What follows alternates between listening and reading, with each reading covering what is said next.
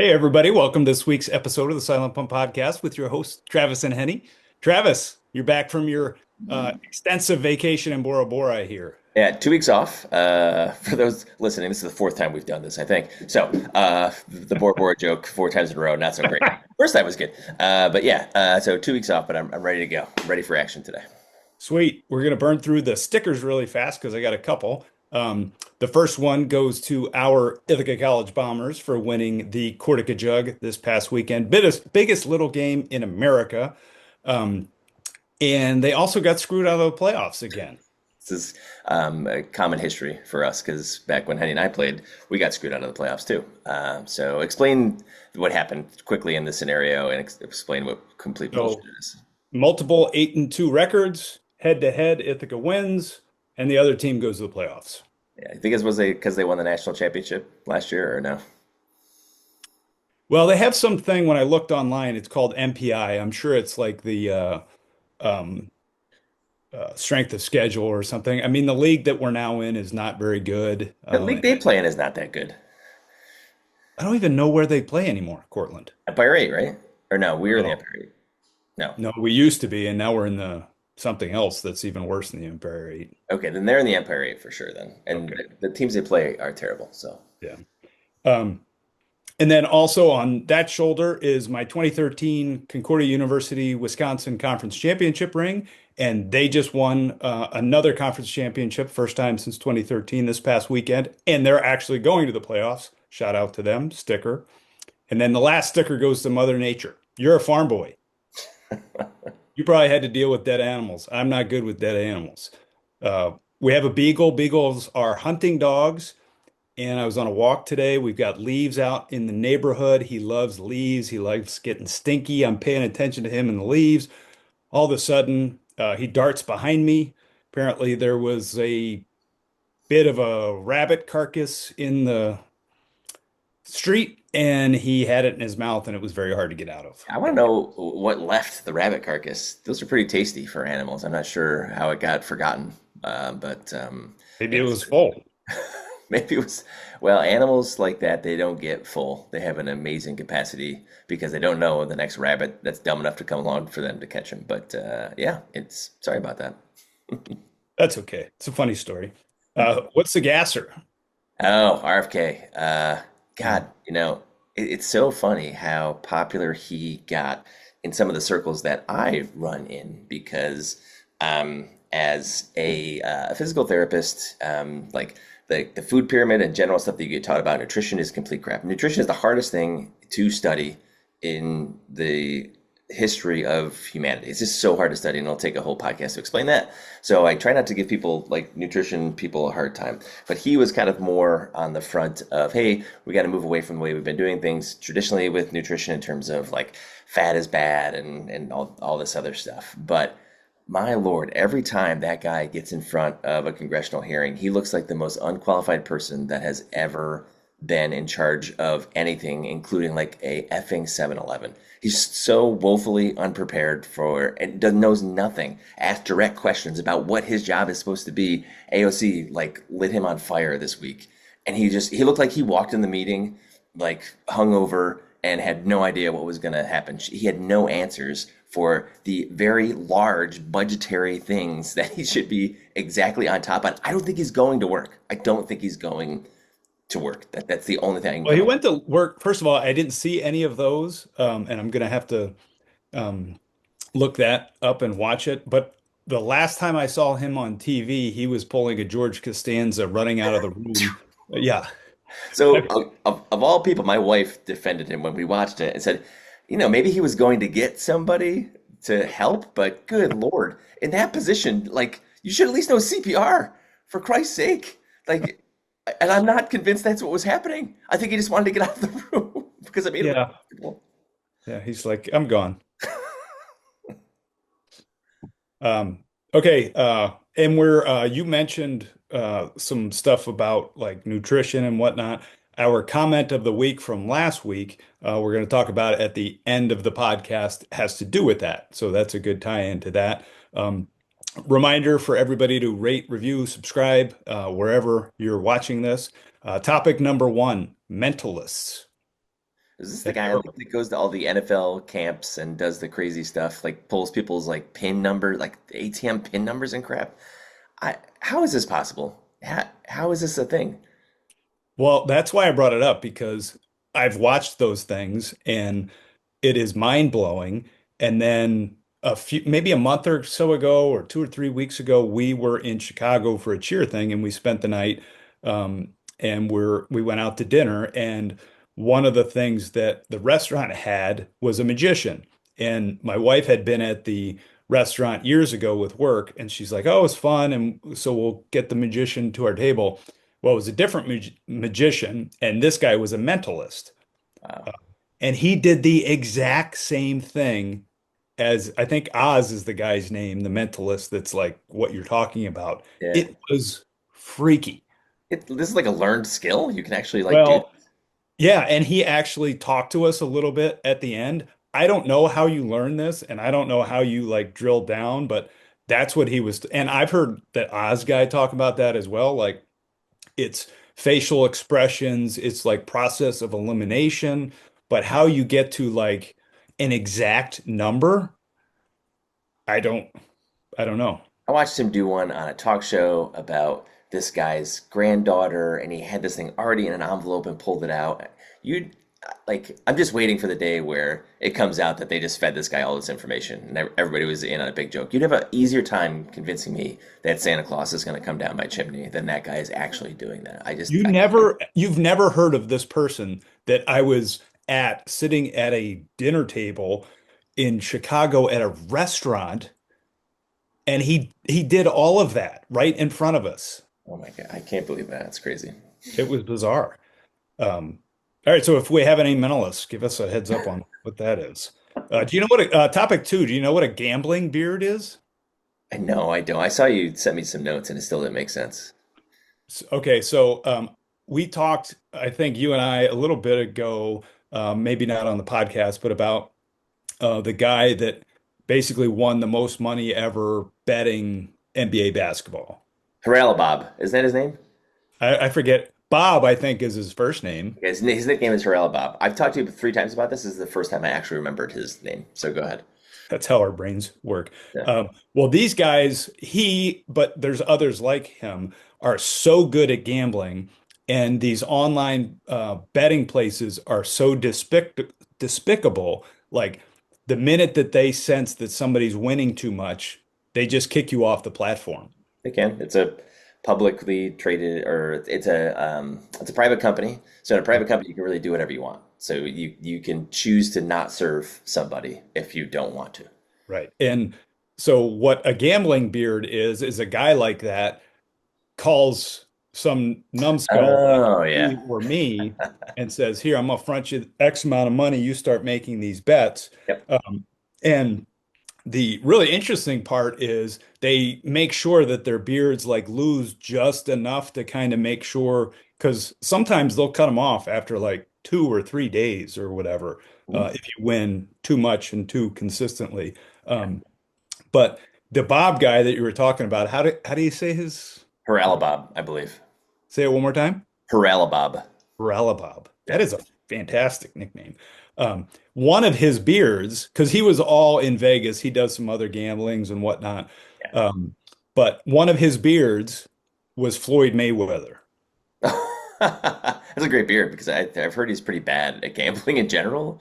So, Well, right. So the story this guy gave, he's like, yeah, he did it good a couple times. And then, I fed him this bet, and let's say it's the Sixers versus the Clippers. And he's like, we're taking the Sixers. And Floyd's like, no, I want to take the Clippers. And he's like, well, that's not like, if you want to take the Clippers on your own time on some other platform, but we're taking the Sixers. And he's like, no, no, I'm taking the Clippers. yeah, gambling beard's gone bad. So Yeah. the other So reason yeah, the other reason they do that is they'll have limits on, especially obscure bets. Like if you've ever Mhm. noticed on betting, if you want to bet the Super Bowl, who's going to win the Super Bowl, you can bet whatever the hell you want, like roll up a Brinks truck. But if you want to bet under catches for a specific player, because there might be inside information, and even if the player knew about it and was in on it, you couldn't make the money's so big because then it would actually be interesting. The whole thing behind gambling is they make so much money that you can't make it interesting for them financially in order to throw games. But that's because, in a team sport, for the most part, like one player can't win or lose the game on purpose, but they can win or lose their individual bets, like catches, receiving yards, that kind of stuff. And that's a lot of the gambling stuff that's going to come out with the NBA stuff. That's what it's going to be. It's not going to be like, the Sixers, blew this game. It's going to be one individual player did it. Right. Joel Embiid took himself out in the fourth quarter before he hit his over for rebounds or something Right. like that. Exactly. Yeah. So, and usually it's going to be a small, like Joel Embiid makes whatever, $50 million a year. So to make that interesting for him, or even if his buddies said, hey, can you throw the game? I'll win 50 grand. It's like, dude, I'll just fucking write you a check for 50 grand. So don't worry, I'm Um, not throwing it. I've heard a lot of arguments about that in the last few weeks as that NBA stuff has happened. And it's not for a lot of them. This is what people have put forward, like about the money. It's the action and being involved because it's like, correct. Why would you risk, like Chauncey Billups, why would you risk millions and millions of dollars for a couple hundred grand to do something illicit? It's, because they're interested in the action or whatever. I don't Yeah, and know. Chauncey Billups has had tons of jobs. Like he would have continued to make $5 to $7 million a year every year, ever in perpetuity. So why would he? Why would he do Right. that? He'll never be hired for an NBA job ever again. So Yeah, why do human beings act the way they do? I mean, you can't answer that question. Um, okay, number three, topic three, accents in America. What's your favorite like regional accent? well, so I do like a Delco accent because that's where I'm from. I watch these two shows that's by this one showrunner that is from the area. So it's just north of Philadelphia, even like touches into Philadelphia, but the accent is so weird. Like it's not a Philly accent. It's so hard to describe. But if you want to find out what a Delco accent is, watch Mayor of Easttown or watch Task on HBO, and that's exactly what it is. What blows my mind is all the people on those shows are British or Irish, Mm. and they friggin' nail it. It's crazy. So I guess I'll say a Delco accent. Yeah, those are I'm always floored when I hear someone speak that I didn't know was not American, that's like an actor, and all of a sudden they're speaking in like a British or an Australian accent or whatnot. And I'm like, Crazy. how did I not know that? You're really good. Um, my I have to say my favorite is probably that Southie accent in Boston. Oh, yeah. I've never run into anybody in my life that speaks like what I have seen on TV and the movies like that. So I tried to buy a house in Southie. That's the reason why I live in Pennsylvania. So it was in 2002, it would have been, and we went and looked at houses. Housing market in Boston is always crazy, but it was like super crazy then. And I looked at a house where the kitchen was in the basement. And I was like, what are we doing? And it was like, and at that time, this is a long time ago, 25 years ago almost. And she was selling it for like 350 or 400. So it was a dump. And I said, are you kidding me? She said to me, look right in the face, said, you don't buy it today, I'll sell it tomorrow. And I'm like, I'm out of here, man. And so then I moved to Pennsylvania. But that was in Southie, and everybody talks like that in Southie. I think your four children probably would appreciate that decision in your life. Yeah, I'm glad I moved out of Boston. It's good to visit. Well, I was in Philly this weekend for my mom's 80th birthday, and I don't think this is Delco. I think it's more like Philly, but all of a sudden I started to be able to like speak a little bit like deep Yeah. Philly. Um, and this is now, 25 years or so since I've left, but um, listen, tell me how I do. Okay. Okay. I'm going to go down the block and to the Wawa and get a hoagie. Yeah, it's pretty good. You get the O's. You didn't say water, which was Oh, that's the big giveaway. yeah. But yeah, that's pretty good. I'm Henny going to go never down to sounded Water like Street and get a hoagie. that. So Henny lives, I mean, in that area. You live like you grew up 20 minutes from that area, and Henny doesn't sound anything like that. It's quite a phenomenon. When we say Delco, it's Delaware County. That's what that area is Well, called. it's like South, like I don't know exactly where Yeah, Southie it is, is. but like It's it's not south. that far from Boston. Yeah. But that's yeah, the Southie accent is a little bit different than like a normal Boston accent. So Yeah, it's definitely harsh and yeah, happy cool. birthday to Joyce, by the way. Thanks for the invite to the 80th birthday party, Joyce. Oh, Mazel Yeah, tov. yeah. Topic four, college football playoffs. Do you know how many teams make the college football playoff in Division One? I think 12. Spot on. Yes. Um, there's a good chance it's going to move to 14, then probably to 16. Um, but here's what I'm going to say. I think, there's conference championship games that are going to come up here in the next few weeks. Big Ten, SEC, ACC, those things. Um, and do you know who's typically going to be in the college playoff moving forward unless they royally screw up, is Notre Dame. What does Notre Dame never have to do? Play a conference game. I play conference championship. Play Or in the conference. Right. So the longer that this goes on and the more teams that they add, the more it's going to be a negative to have to play in a conference championship game. sure. Last year, there were some teams that are like, well, we're going in regardless. So should we sit some of our best players because Yeah. it's football? If our starting quarterback tears his knee in a game that doesn't matter. Um, so anyway, I've heard this put forward. It's not an original idea of mine, but they go to 14, they go to 16, turning those conference championship games into play-in games for the tournament. So I mean, in that situation, well, there's Power Five conferences, right? Is there still five Power Well, Five it's kind of conferences? six-ish, but Okay, so you're going to take the winners of all six of those conference championship games? well, no, I think that so what happened last year, and correct me if I'm wrong, somebody, but last year the Power Four, oh, you said Power, yeah, it used to be Power Five. It's Power Four because Pac-10 disbanded basically. Still pretty Um, powerful, I think. No? no, there's only two of them, so they're not a thing. Um, but anyway, there were automatic bids to those conferences, and then all four of them lost. So the adjustment that they made, automatic bids and buys in the off season, I believe, is that they're just going to seed it, and it's the top, X amount of teams get a buy. So you'd have to set something up to make it worth it for Notre Dame to join a conference, or there's no way that Notre Dame would ever join a conference. It would never make sense for them to join a conference. Well, it doesn't right now. You could certainly put enough pressure on them that they would, but the way it's currently constituted, they can just go 10 and 2 every year Yeah. and they're Okay. going to stamp their ticket. They play a decent schedule though, right? I mean, Well, no. no? It's gotten worse since they have a deal with the ACC where they play some of those schools and the ACC is weaker. But historically, their schedule has kind of been a coin flip because it's 8 or 10 years out, and they play in general the same teams over the course of 2 or 3 seasons. And is Pitt good this year or bad this year? Is Navy good this year or bad this year? Is USC good this year or bad this year? Is Michigan good this year or bad this year? They're playing a lot of the same teams. That's where the ACC schedule has helped them because the ACC is not very good. Yeah. And regardless of who they play for their six or whatever games in the ACC, they should be favored in all of them. Yeah. Hmm.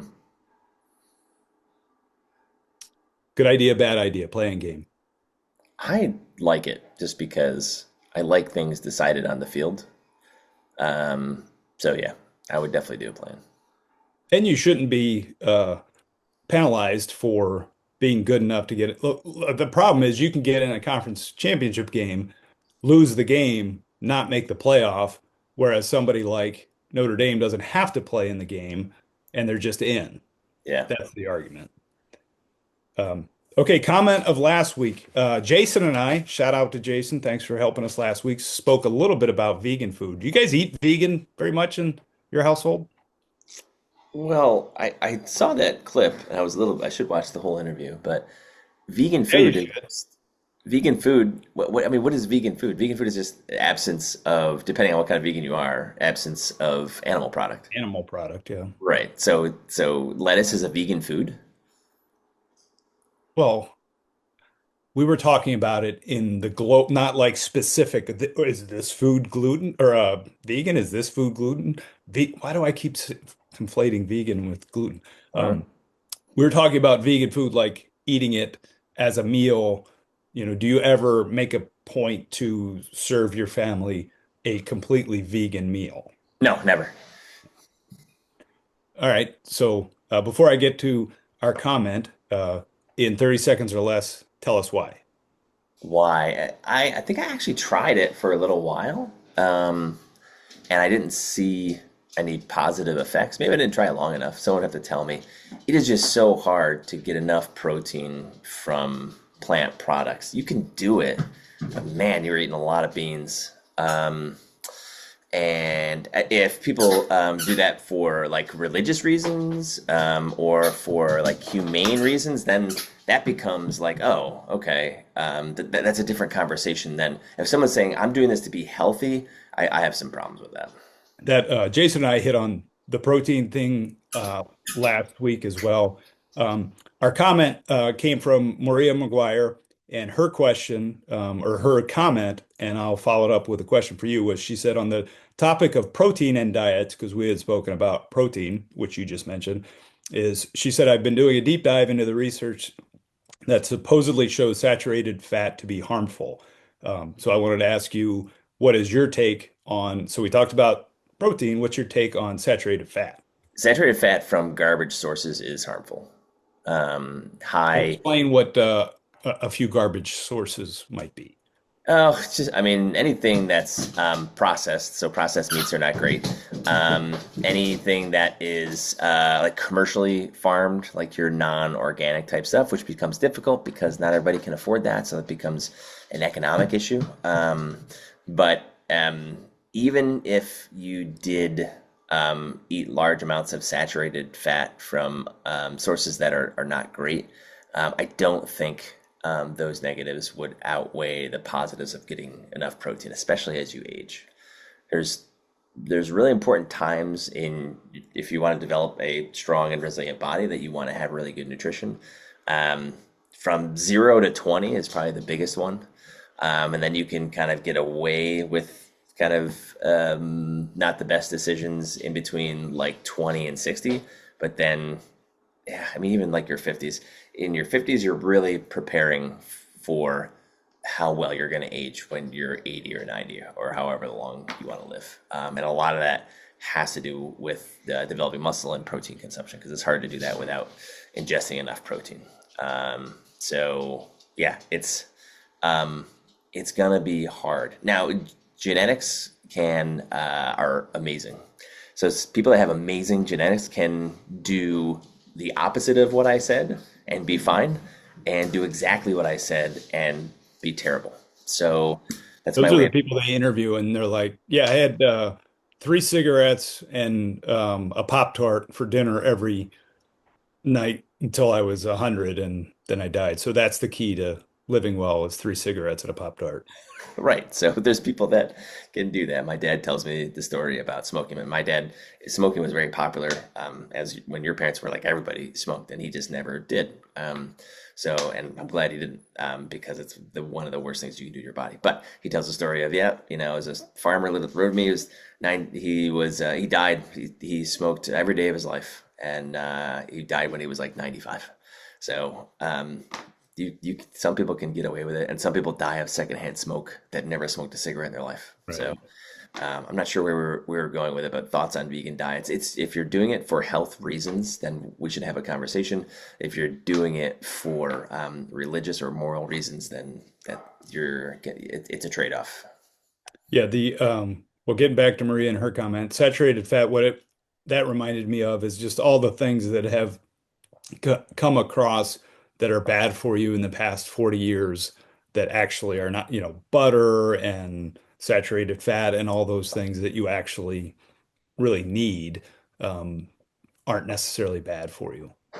Yeah, every cell membrane is made of fat. So if you're gonna cut like fat out of your diet, your body's just not gonna work as well as it would, which is contradictory to what some people are saying. Look, oh my, cholesterol numbers, and my doctor says I've got to go on these statins, and that's a whole nother podcast. I'm writing that down because we have to at some point talk about statins. Yeah, I mean we could bring a guest on for that. I have someone that would be a good guest for that. You get a guy? I got a guy. All right. Next time. next time. All right, we're taking a knee, brother. Hit in the showers. Go Bills. Victory Sunday. Go Birds.